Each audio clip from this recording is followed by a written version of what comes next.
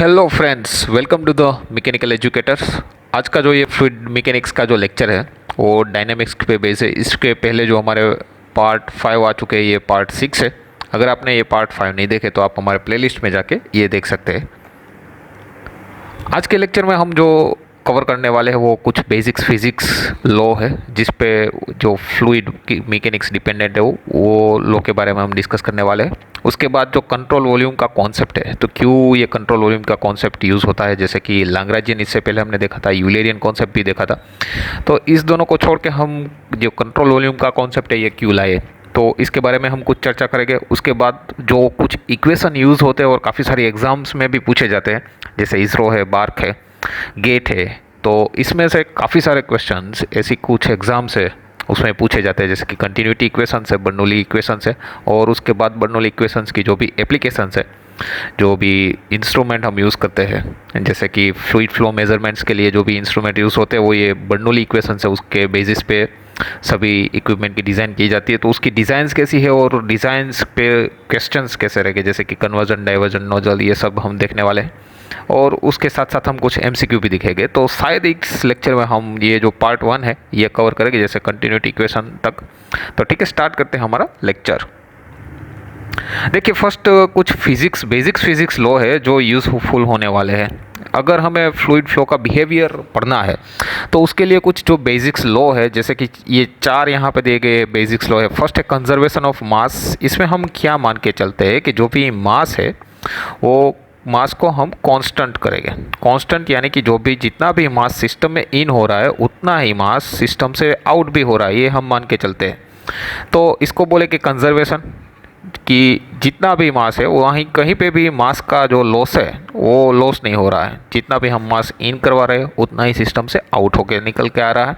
तो इसको हम बोले कि कंजर्वेशन ऑफ मास। नेक्स्ट है लीनियर मोमेंटम रिलेशन। तो हमें बेसिक्स अभी हम बता देते हैं यहाँ पे कि हमें मोमेंटम पता है। हम जो हमारा बेसिक्स फिजिक्स है हम उसमें पढ़ चुके हैं कि जो भी मास है उसके मल्टीप्लिकेशन में अगर हम वेलोसिटी लागते हैं तो जो भी मास टाइम वेलोसिटी है उसको क्या हम बोलेंगे, मोमेंटम बोलेंगे। तो ये जो मोमेंटम है तो उसका यूज़ फ्लूइड मैकेनिक्स में कहाँ होता है ये हम आगे आने वाले लेक्चर्स में पढ़ेंगे। उसके बाद जो एंगुलर मोमेंटम रिलेशंस है, अगर जो भी मास है वो रोटेशन में है और रोटेशन में कब आएगा उसके बारे में हम चर्चा करेंगे। और एनर्जी इक्वेशन जो कि बर्नौली इक्वेशन में यूज़ होने वाला है, तो उसकी भी हम चर्चा करेंगे। तो ये 4 बेसिक से लॉ है जो हमें चाहिए आगे जो भी फ्लूइड बिहेवियर है वो हमें पढ़ने के लिए। तो जैसे जैसे ये आते जाएंगे हम उसे कवर करते जाएंगे, ठीक है। Whenever necessary to complete the analysis we also introduce a state relation such as a perfect gas law. कहीं कहीं पे भी अगर हमें ज़रूर पड़ेगी तो उसको भी हम डिस्कस करेंगे और उसको भी साथ में लेंगे। तो फर्स्ट जो कॉन्सेप्ट निकल के आएगा वो है कंट्रोल वॉल्यूम का concept.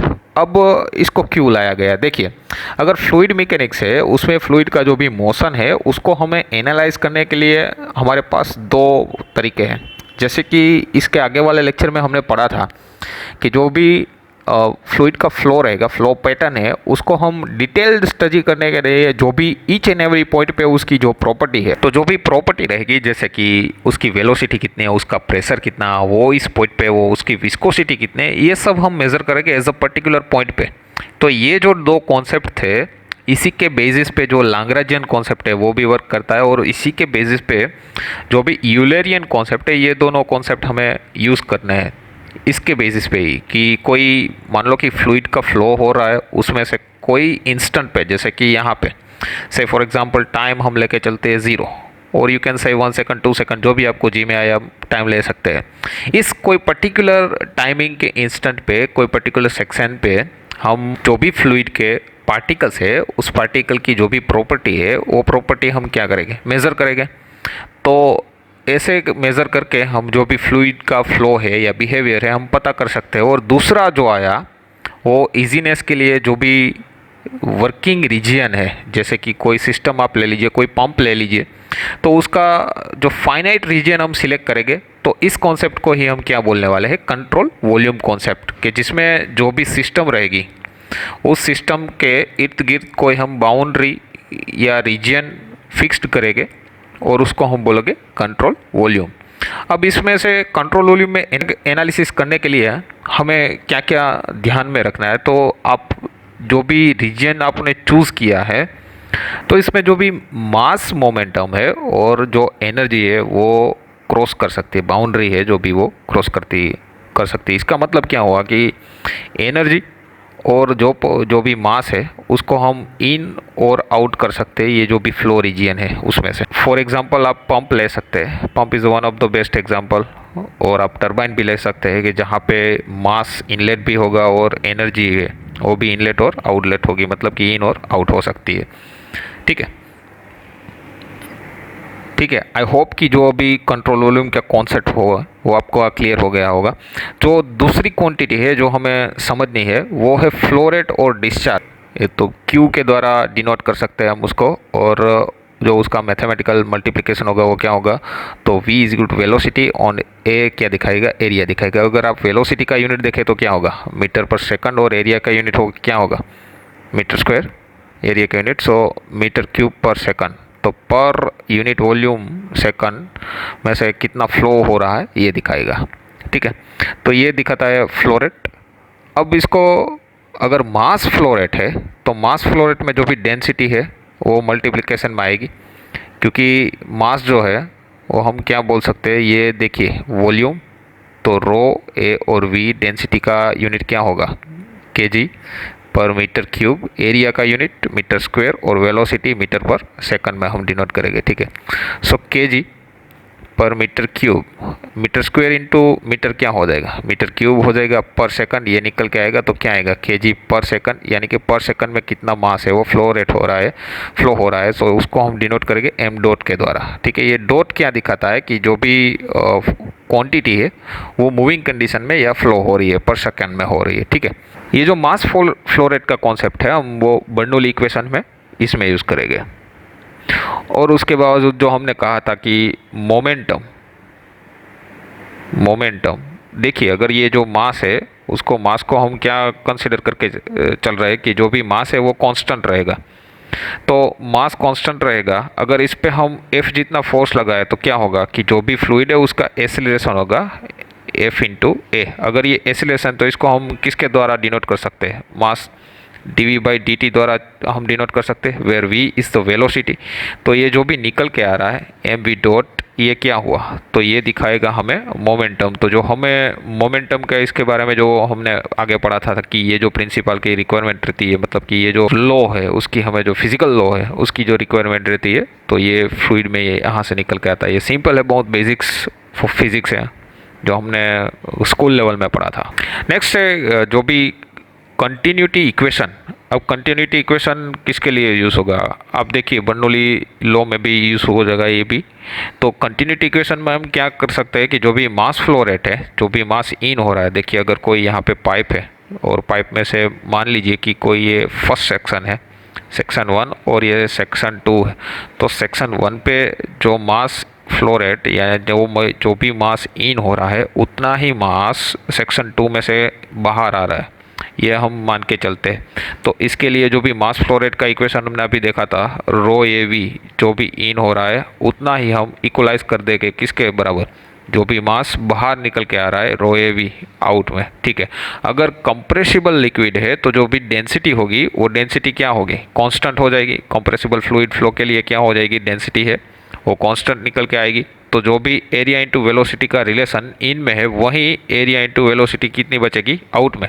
So for the compressible fluid flow you can write this equation for the mass flow rate. अगर इसमें एग्जाम में ये बोल के दे रहे हैं कि जो भी फ्लो है वो यूनिफॉर्म है, यूनिफॉर्म फ्लो है, ठीक है, तो यूनिफॉर्म होगा तो इसका रिलेशन किसके साथ है, जो भी लोकल एक्सेलरेशन है, convective acceleration.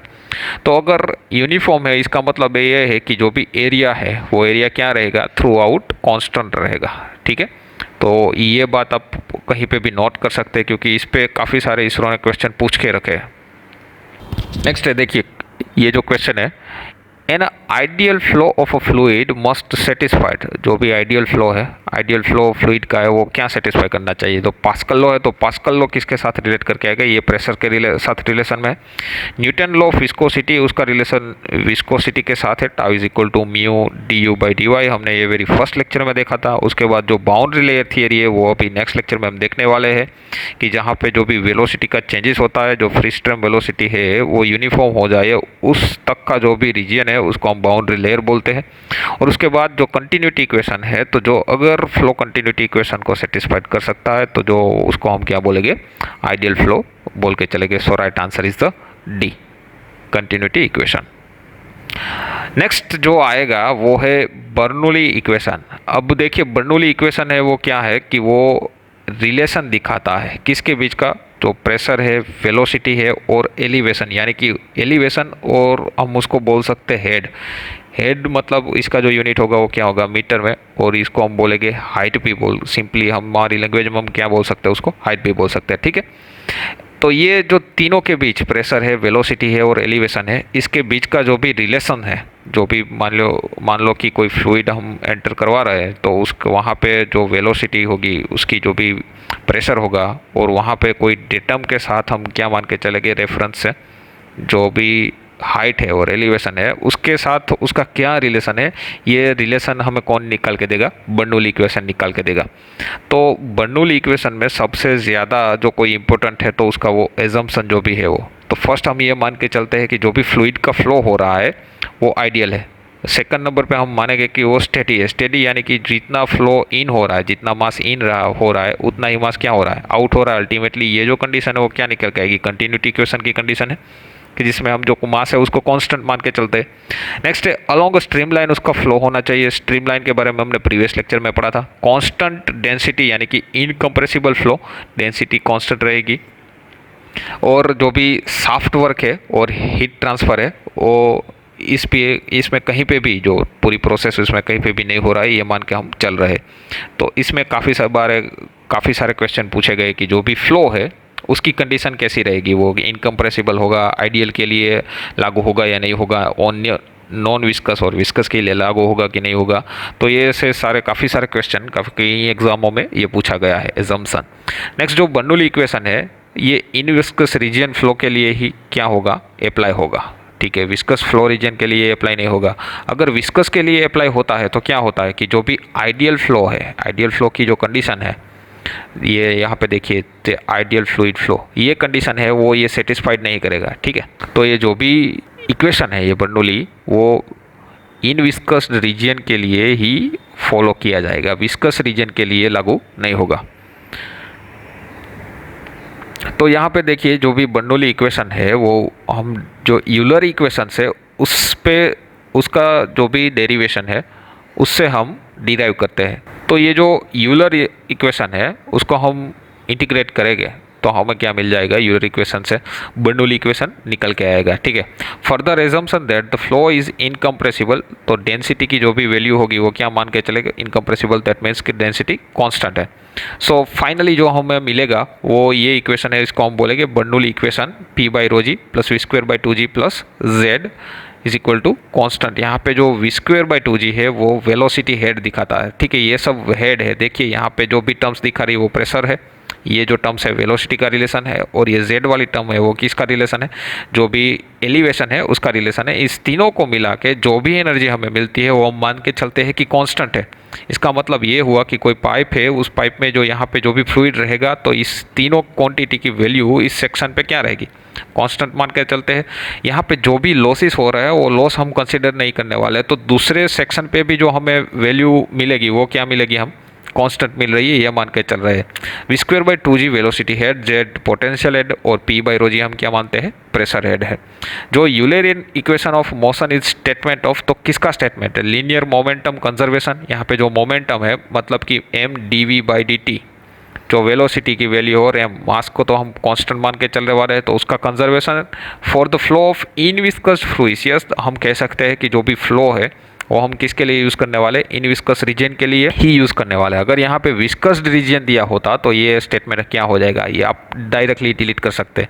Next, mass conservation, energy conservation, linear momentum conservation for real fluid. तो अगर आप कंफ्यूज हो गए तो इन दोनों में से कंफ्यूज हो गए, लेकिन जो राइट आंसर निकल के आएगा वो क्या है, ए। जो भी लीनियर मोमेंटम कंजर्वेशन होने वाला और ये जो फ्लो है वो क्या रहना चाहिए, इन विस्कस रहना चाहिए। So right answer is A. Next, in Eulerian equation we consider type of the force. कौन से दो टाइप वो जो फोर्स है उसको हम कंसीडर करके चलते हैं, जैसे प्रेशर और ग्रेविटेशनल और विस्कस, टर्बुलेंस और प्रेशर, और ऑल ऑफ द अबव। तो यहाँ पे जो राइट आंसर है वो ए, प्रेशर एंड ग्रेविटेशनल फोर्स। जो हमारे पास तीन हेड थे, अभी हमने बोला था कि वेलोसिटी, प्रेशर और एलिवेशन, इन तीनों का रिलेशन है, उसमें से अलग अलग हेड निकल के आते हैं। जैसे पीजोमेट्रिक हेड, जो भी प्रेशर हेड और एलिवेशन हेड है, इन दोनों का समेशन है वो क्या दिखाएगा हमें, पीजोमेट्रिक हेड टोटल हेड है। जो पीजोमेट्रिक यानी प्रेशर और एलिवेशन हम कंसिडर कर ही लेंगे, तो उसमें अगर हम वेलोसिटी ऐड कर देते हैं तो क्या मिलेगा हमें, टोटल हेड मिलेगा। ठीक है, आप ये पॉइंट नोट डाउन कर सकते हैं क्योंकि इसमें से काफ़ी सारे क्वेश्चन पूछे जाने की संभावना है। जो भी बर्नौली इक्वेशंस है, वो बर्नौली इक्वेशंस की जो भी एप्लीकेशन है वो वेंचुरीमीटर, नोजल और ओरिफिस में हम लगाएंगे, और इसकी डिज़ाइन बर्नौली इक्वेशन पे बेसिस रहेगी। जो वेंचुरीमीटर है और ओरिफिस मीटर है, वो नोजल, ये सभी का हम जो फ्लूइड का फ्लो रेट है, फ्लो रेट यानी कि क्यू के द्वारा हमने उसको डिनोट करेंगे, तो उसको मेज़र करने के लिए ये इन तीनों की यूज़ होता है। जो फर्स्ट इंस्ट्रूमेंट है जो भी बेसिस रहेगा बर्नौली इक्वेशन पे, वो है pitot tube. Pitot tube is the device use to measure velocity के लिए ये यूज़ होगा। काफ़ी सारी एग्जाम में ये क्वेश्चन दिया गया था। नीचे जो भी बर्नौली इक्वेशन है उसके बेसिस पे जो भी एप्लीकेशन हो रही है, जैसे कि venturimeter, Pitot tube, orifice meter, ये सब दे के रखेंगे और आपको पूछेंगे सामने कि list the matches billowing follow, और वे जो भी वेंचुरी है वो क्या मेज़र करेगा, पिटोट ट्यूब है वो क्या मेज़र करेगा, ओरिफिस है वो क्या मेज़र करेगा। तो आप ये बात नोट कर लीजिए कि जो पिटोट ट्यूब है वो फ्लूइड की जो वेलोसिटी है वो आपको निकाल के देगा।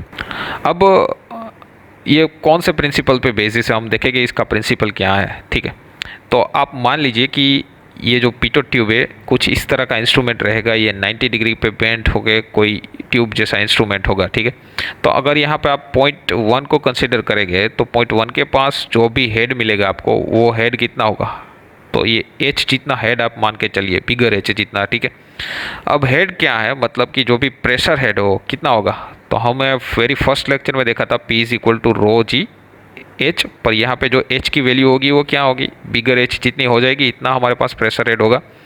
तो अगर आप हेड को यहाँ पे एच को जो आप ले लेंगे तो P इज इक्वल टू क्या निकल के आएगा, एच, ये इतना हेड निकल के आएगा। ठीक है, अगर दूसरे पॉइंट पे अगर आप एच की वैल्यू कंसिडर करें तो क्या होगी, so P by rho g is equal to h plus h, इतना टोटल हेड निकल के आएगा। क्योंकि देखिए यहाँ के जो लिक्विड का फ्लो होगा, तो लिक्विड का फ्लो होने के बाद यहाँ पे ये जो पॉइंट 2 है, पॉइंट 2 के पास आके जो भी वेलोसिटी है, वेलोसिटी क्या हो जाएगी, ज़ीरो हो जाएगी। मतलब कि जो भी काइनेटिक एनर्जी है हमारे पास, जो काइनेटिक एनर्जी है वो काइनेटिक एनर्जी का कन्वर्जन किस में होगा, प्रेशर एनर्जी में होगा, और प्रेशर एनर्जी का डिफरेंस निकाल के हम जो भी हमारी वेलोसिटी है, जो हमने आगे रिलेशन पढ़ा है, जो प्रेशर, वेलोसिटी और हेड और यू कैन से द एलिवेशन, उन तीनों के बीच का जो भी रिलेशन है, इस रिलेशन को यूज़ करके हम वेलोसिटी की वैल्यू निकाल सकते हैं। तो यहाँ पे अगर हम बर्नौली इक्वेशन अप्लाई करें, P1 by rho g V1 square by 2G Z1 at the point, और you can say at the section 1, और for section 2 we can say P2 by rho ji plus V square by 2G plus Z2। देखिए जो भी Pitot tube थी हमने देखा था, जो भी पिटोट ट्यूब थी इस तरह से हम देखा था हमने, तो कोई डेटम सरफेस से हम रेफरेंस लेके मान के चले गए, तो ये जो फर्स्ट पॉइंट है उसकी जो एलिवेशन होगा Z1 पे, और दूसरा जो पॉइंट है उसका भी एलिवेशन होगा क्या, Z2। तो जो ये जो एलिवेशन है Z1 इज इक्वल टू क्या होगा, Z2 सेम एलिवेशन पे रहेगा। सो इसकी जो भी वैल्यू है हम क्या पुट आउट कर सकते हैं, Z1 और Z2 को हम निगलेक्ट कर सकते हैं, और यू कैन से 0। नेक्स्ट जो हमने पढ़ा था और देखा था कि भाई जो भी फ्लो हो रहा है, ये जो पॉइंट 1 है और ये पॉइंट 2 है, तो 2.2 के पास जो भी फ्लो हो रहा है वहाँ पे जो वेलोसिटी है, वेलोसिटी की वैल्यू क्या हो रही है, 0 हो रही है। क्योंकि यहाँ पे जो भी वेलोसिटी की वैल्यू काइनेटिक एनर्जी का किस में कन्वर्जन होगा, प्रेशर एनर्जी में कन्वर्जन होगा। सो वेलोसिटी की वैल्यू 0 मान के चलेंगे तो 8.2 यानी कि V2 यहाँ पे वेलोसिटी की वैल्यू क्या हो गई 0। तो 50 सिर्फ कितना P1 by rho g V1² by 2g is equal to P2 by rho g. अगर प्रेशर हेड 8.1 देखेंगे कि तो हमने बोला था कि H जितना निकल के आएगा, क्योंकि P is equal to rho g H और H is equal to P by rho g. ये क्या हुआ, ये प्रेशर हेड हुआ। तो प्रेशर हेड की वैल्यू कितनी निकल के आ रही है, H जितनी। तो यहाँ पे पुट कर दीजिए P1 बाई रो जी जो है वहाँ पे हम H को पुट कर सकते हैं, V1² बाई 2g इतना ही लगेगा। और दूसरे सिरे पे जो भी हेड की वैल्यू निकल के आ रही है वो क्या आ रही है, H प्लस H जितनी आ रही है। अगर ये सब हम यहाँ पे पुट कर रखेंगे और H को सामने की साइड लेके जाएंगे तो ये क्या होगा, -H होगा, ये निकल के आ जाएगा। अगर V1 को हम यहीं पे ही रखें तो फिर फाइनल वैल्यू हमें क्या मिलेगी, V is equal to √2gh simply हम बोल सकते हैं। तो अगर हमारे पास सिर्फ हाइट है, यहाँ पे जो भी H है उसकी वैल्यू, जो भी फ्री सरफेस है उसके ऊपर जो भी लिक्विड का जो लेयर दिखा रहा है, ये H जितनी वेट होगा हमारे पास, तो सभी वैल्यू यहाँ पे पुट कर दीजिए और you can simply get the velocity. So I hope कि आपको ये लेक्चर पसंद आया होगा। कुछ ऐसे ही लेक्चर के लिए हम मिले फिर से, तब तक कि आप हमारी चैनल को लाइक कीजिए, सब्सक्राइब कीजिए। Thank you very much.